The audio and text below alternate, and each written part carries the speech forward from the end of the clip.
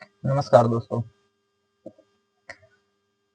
आज एक हम लोग व्याकरण के सबसे महत्वपूर्ण भाग समास को पढ़ेंगे। ठीक है, व्याकरण एक सबसे महत्वपूर्ण भाग है समास। आज तक आप लोगों ने बहुत सारे समास के बारे में नाम सुने होंगे, बहुत सारी चीजें हैं इनमें समास को लेकर के बहुत सारी परेशानियां रहती है। और आज हम जो बताने वाले हैं समास को पूरे वन शॉट यानी एक ही वीडियो में पूरे समास को खत्म करेंगे। और एक बार आप इसे अगर पढ़ लेते हैं, एक बार थोड़ा सा समझ लेते हैं, फिर आपको पूरे जीवन में यानी जब तक आप समास पढ़ेंगे समास से एक भी समस्या आपकी नहीं आने वाली। आप किसी भी एग्जाम में, चाहे आप कम्पिटेटिव एग्जाम दे, चाहे आप बोर्ड एग्जाम दे, यानी मैट्रिक यानी 10th क्लास के एग्जाम दे, 12th के एग्जाम दे, मैट्रिक दे, इंटर दे, यानी जिस भी क्लास का एग्जाम देना चाहते हैं पूरे श्योरली आप दीजिए और आपके बड़े ही अच्छी तरीके से इसमें आप सारे प्रश्नों को हल कर सकते हैं। ठीक है, तो बहुत अच्छा टॉपिक है समास।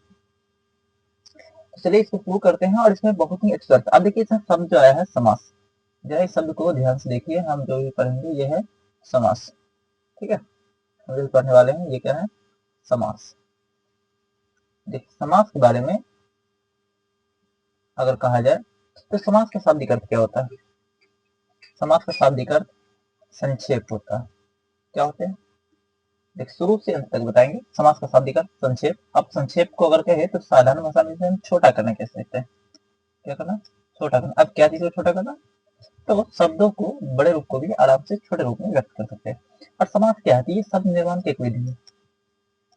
शब्द निर्माण की एक विधि है। शब्द निर्माण की एक विधि है। शब्द निर्माण की एक विधि है। ठीक है, अब देखिए समाज को लेकर के अगर बात करें, समाज की परिभाषा क्या होती है। ठीक है, अभी हम लोग समाज के बारे में जानेंगे। समाज क्या होती है, देखिए इसमें जानेंगे जब दो या, देखिए जब दो या दो से अधिक, जब दो या दो से अधिक शब्द मिलकर, शब्द मिलकर एक नवीन शब्द की, एक नवीन शब्द की रचना करते हैं तो उस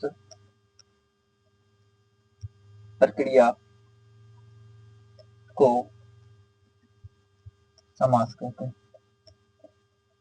उस प्रक्रिया को समास कहते हैं। ठीक है, क्या लिखे, जब दो या दो से अधिक शब्द मिलकर एक नवीन, नवीन का मतलब था नया, शब्द की रचना करते हैं तो उसे, तो उस प्रक्रिया को समास कहते हैं। तथा इस प्रक्रिया से, तथा इस प्रक्रिया से बनने वाले, बनने वाले शब्द, बनने वाले शब्द सामासिक, बनने वाले शब्द सामासिक पद या शब्द कहलाते हैं। पद या शब्द कहलाते हैं। ठीक है, यहाँ तक क्लियर है। देखिए समास जो आपको बता रहे हैं, जब दो या दो से अधिक शब्द मिलकर एक नए शब्द की या एक नवीन शब्द की रचना करते हैं तो उस प्रक्रिया को समास कहते हैं। तथा इस प्रक्रिया से बनने वाले शब्द सामासिक पद या शब्द कहलाते हैं। क्लियर। अब देखिए कुछ समास के तत्व या अवयव जैसे अंग कह सकते हैं। समास के चार अवयव होते हैं, ये चार तत्व कहिए, ये चार अंग कहिए। इसको हम लिख देते हैं नेक्स्ट स्लाइड में। देखिए आपका नेक्स्ट स्लाइड है, इसमें हम लोग जानेंगे समास के तत्व। देखिए समास के तत्व, इसी को हम अवयव भी कह सकते हैं या इसी को अंग भी कह सकते हैं। ठीक है, समास के चार अंग होते हैं या चार तत्व होते हैं, चार अवयव कह सकते हैं। जो पहला है आपका वो है समास विग्रह। वो क्या है, समास विग्रह। पहला तत्व होता है समास विग्रह। ठीक है, दूसरा जो होता है समस्त पद, दूसरा कहेंगे समस्त पद। और तीसरा जो होता है इसे कहते हैं पूर्व पद। पूर्व पद और एक होता है जिसे कहते हैं उत्तर पद। एक किसे कहते हैं, जिसे उत्तर पद कहते हैं। समास के कितने कितने तत्व होते हैं? चार। समास विग्रह, समस्त पद, पूर्व पद और उत्तर पद। ये सभी का समझते हैं कि समास विग्रह क्या होता है, समस्त पद क्या होता है, पूर्व पद क्या होता है, उत्तर पद क्या होता है। तो इसको समझने का प्रयास करते हैं। देखिए सबसे पहला समास विग्रह। सबसे पहले क्या समझते हैं? समास विग्रह, ये पहला भाग है समास विग्रह। देखिए जब समास विग्रह अगर इसको समझे तो इसको समझने से पहले हम एक एग्जाम्पल से लेते हैं। ठीक है, इसको समझने से पहले हम एक एग्जाम्पल से लेते हैं तो फिर इसको समझने का प्रयास करेंगे। इसको कट करते हैं। एक समास विग्रह में एक शब्द लेते हैं, जैसे आप लोगों ने अक्सर अगर कभी न कभी पढ़े होंगे तो आप एक लेते हैं राजकुमार। एक शब्द आता है जैसे राजकुमार।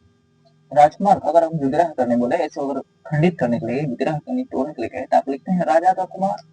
ठीक है, राजा का कुमार, राजा का कुमार तो क्या कहते हैं? राजकुमार। देखिए हमारे पास एक शब्द था, जो शब्द होता है इसे हम लोग समस्त पद कहते हैं। जो शब्द होता है इसे क्या कहते हैं?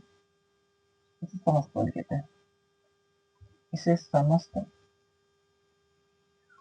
पद कहते हैं। ठीक है, जो पद होता है उसे समस्त पद कहते हैं। अब इस समस्त पद में भी अगर आप देखें तो ध्यान से, इसमें आपको दो शब्द देखने को मिलेगा। ठीक है सर, दो। एक देखिए आपको राज और एक शब्द आपको कुमार देखने को मिलेगा। देखिए ध्यान से, एक शब्द राज और एक शब्द कुमार। ठीक है, राज शब्द है। ठीक है, ये राज शब्द को पहला शब्द यानी पूर्व पद कहते हैं। क्या कहते हैं? पूर्व पद। और जो कुमार शब्द देख रहे हैं ना, इसे उत्तर पद यानी कि दूसरा पद कहते हैं। ठीक है, यही दो पद होता है, यानी कि जो पहले वाला होता है उसे पूर्व पद, जो दूसरा वाला होता है तो दूसरे, यानी कि दो शब्द होते हैं, एक राज और दूसरा कुमार। तो राज शब्द पूर्व पद हो गया और कुमार शब्द उत्तर पद हो गया। दोनों को मिला दे तो समस्त पद बन जाती है। अब देखिए अगर इसको विग्रह किए हैं कि राजा का कुमार, ये जो राजा कुमार है ये आपका समास विग्रह होगा। ये क्या होगा? समास विग्रह। आप इसे ध्यान से, अब यहीं से आप सभी का परिभाषा बना सकते हैं। समास विग्रह क्या है, ठीक है ना, समस्त पद क्या होता है, उत्तर पद क्या होता है, पूर्व पद क्या होता है, ये सारी चीजों के बारे में जानकारी करेंगे। तो चलिए एक एक जानते हैं। सबसे पहले एक तो सबसे पहले जानते हैं समास विग्रह। क्या जानेंगे? समास विग्रह। देखिए समास विग्रह,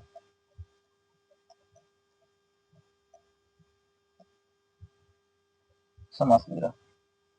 देखिए जब समस्त पद, जब समस्त पद के सभी, जब समस्त पद के सभी पदों को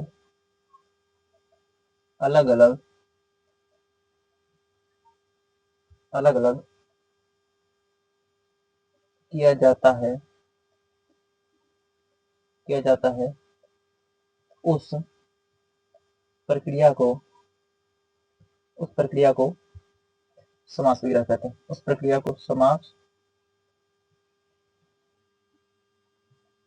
उस प्रक्रिया को समास, समास विग्रह कहते हैं।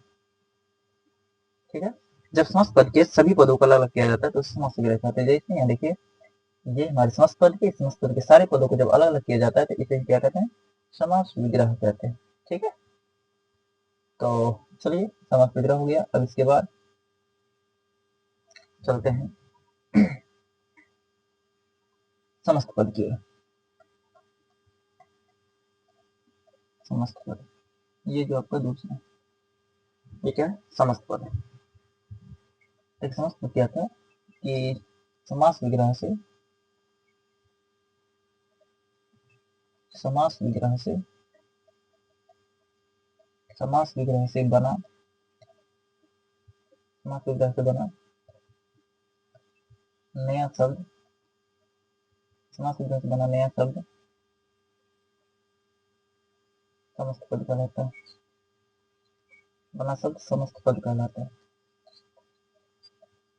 समस्त पद कहलाता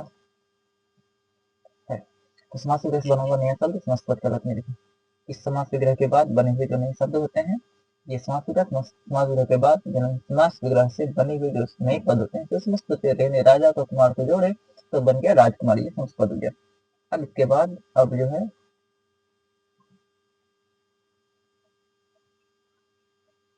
अब आगे जानते हैं पूर्व पद के बारे में।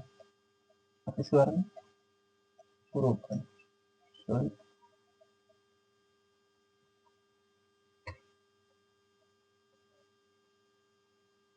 जानते हैं पूर्व पद के बारे में। ये तीसरा पूर्व पद,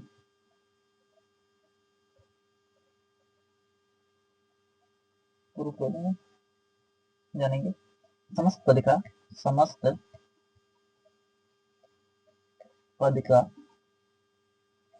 पहला पद, समस्त पद का पहला पद पूर्व पद या किसी को प्रथम पद कहना, पूर्व पद या प्रथम पद कहलाता है।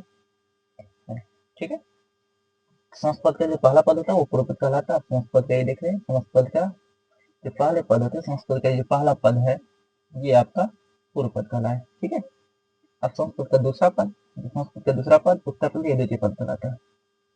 देख देते हैं उत्तर पद। ठीक है, देखेंगे समस्त पद का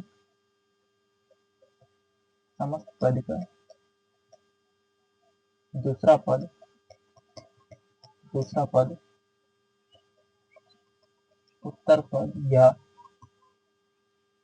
उत्तर पद या